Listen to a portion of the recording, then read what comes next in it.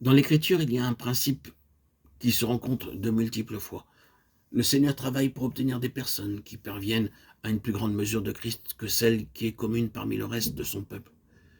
Car ceux qui ont une mesure plus petite ont besoin de ces gens-là pour parvenir au but.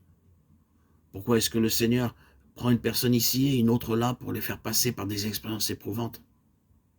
Pourquoi est-ce qu'il ne permet pas que certains de ses enfants aient une marche facile et qu'ils soient satisfaits et heureux avec les choses élémentaires? Pourquoi est-ce qu'il les maintient souvent en mouvement, ne permettant jamais qu'ils s'installent ici-bas?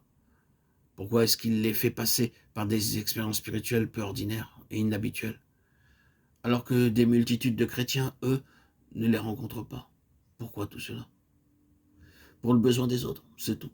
Nous savons bien que ceux qui sont réellement capables d'aider les autres, ce sont ceux qui sont passés par des expériences profondes.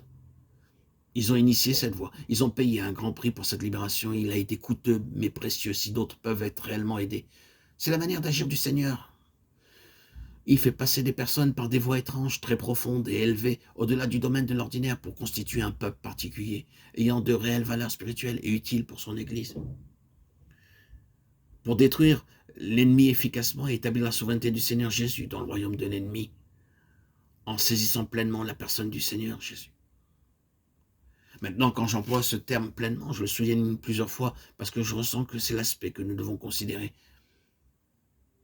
C'est la mesure dans laquelle nous saisirons intérieurement le Seigneur Jésus dans tout ce qu'il est, qui sera la réponse à l'emprise satanique.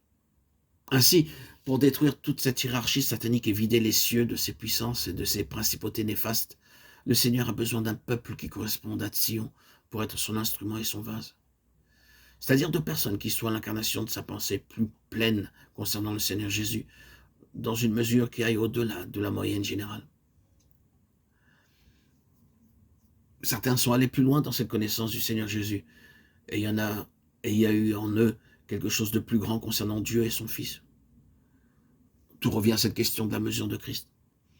C'est une chose de croire au Seigneur Jésus, d'être converti, d'être sauvé. C'est une chose glorieuse au commencement. Mais cela seul ne vous permettra pas de traverser victorieusement tout ce que vous devez rencontrer. Si vous êtes réellement placé dans les mains du Seigneur, il vous montrera qu'en raison d'un besoin intérieur, vous aspirerez à connaître son Fils de plus en plus.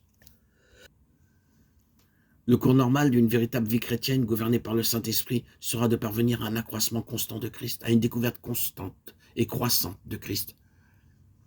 Car en fin de compte, l'avant-garde de l'Église, le fer de lance de l'Israël spirituel, ouvrira la voie pour l'Église dans les lieux célestes pour gouverner avec Christ.